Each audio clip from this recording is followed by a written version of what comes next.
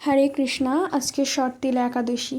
শর্তিলা একাদশী ব্রতে মাহাত্ম্যে দালহব্য ঋষি পুলস্ত্য মুনিকে জিজ্ঞাসা করেছিলেন, এদিন ভগবান কি করলে খুশি হয়? মুনিবর বলেছিলেন, এদিন চন্দন বেটে কর্পূর দিয়ে অগ্রু মিশিয়ে যদি সেই পুষ্পটা সেখানে পুষ্প মিশিয়ে সেই পুষ্পটা ভগবানের নাকের সামনে ধরায়, ভগবান সেটার ঘ্রাণ গ্রহণ করে এবং অতীব খুশি হয় ভগবান।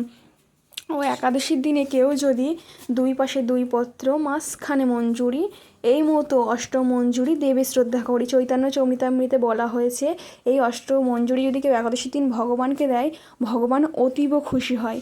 আপনারা চেষ্টা করবেন একাদশীর আগের দিন এরকম মঞ্জুরি তুলে রাখার, দুপাশে দুটো পত্র মাঝখানে মঞ্জুরি, এরকম 8টা তুলে রাখার। কারণ একাদশীর দিনে তুলসী পত্র চয়ন করতে নেই।